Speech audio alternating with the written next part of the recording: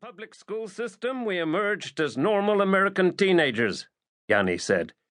Creating a problem for Westerners who expect Muslims to look and sound like Arabs, Khalid said. So, what can Muslims who look like Westerners do? Yanni added. Why, serve Allah as undercover warriors in the great struggle, his brother said. And here we are. We've already checked out the house of our target. It's just off the beach, surrounded by trees, no problem. An easy one, this, Todd said, except that every security camera on every property you passed walking along that beach probably has your faces now. So we'll wear ski masks for the hit, Khalid said. Why should it matter as long as the target is dead? That's all that counts. They were no longer smiling. Their faces were like death masks, their eyes pinpricks. They were obviously on drugs, which exasperated Todd, though there was no point in mentioning it now. I'm going back to that boat, he indicated the dolphin. I'll see you there in 45 minutes. They didn't reply, simply turned and swam away, and so did he. Hawkins was Tim Kelly, and Jackson Todd Flynn, both of them provisional IRA, who had served sentences in the Maze prison in Northern Ireland for many killings. Released during the peace process, they had become mercenaries. The situations in Bosnia, Kosovo, Iraq, and elsewhere offered highly paid security work, and sometimes rather more than that, for Flynn had been a top enforcer with the IRA, and reputation was everything in the death trade. It brought the cautious phone calls, the offers of the big money that went with them, and the offer for this present job had been very big. In the cabin below decks, he had a large whiskey, feeling strangely cold, and told Kelly about his meeting with the Chechens. Kelly said, I knew it was a mistake to get involved with sodding Muslims. What are we going to do? There's not much we can do, but I'll tell you this. I'm putting a pistol in my pocket for when they come, just in case it gets nasty. You should too. And he hurried away to his cabin.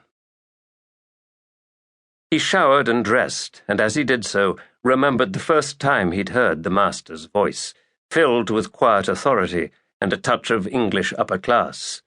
Would that be Mr. Todd Flynn? The voice had asked. Who wants to know?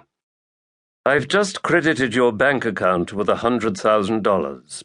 Check for yourself, and I'll be back in 15 minutes. Todd frowned, but called his bank and received the happy news that the money had indeed been deposited from a Swiss bank in Geneva. When the second call came, he said instantly, Who is this? People know me as the Master. That will do for the moment. Al-Qaeda, Todd said. Everyone in the business knows about you guys and the way you operate. Don't you have enough of your own people to call on? What do you want me for? Oh, I'm a great admirer. That finance man in Nigeria you took care of, 500 yards through an open window of a car doing 70. Splendid work. I have a list. My favorite was the Russian paratroop general who glanced out of the turret of his tank for a moment during a street battle, and you took him at 500 yards. 400, Todd said, and it was snowing. So what do you want? I have a target, living quietly in a house on the island of Nantucket with a manservant.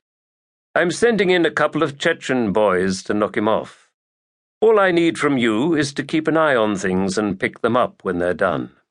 You'll be waiting in a boat off the beach, and they'll swim out to you. So I'm the getaway driver, is that it? Todd laughed harshly. What's he done, this target? No need for you to know. Let's just say he's an old enemy. Todd nodded. And what would be in it for me? You've already got 100,000. That's for you and your friend Kelly.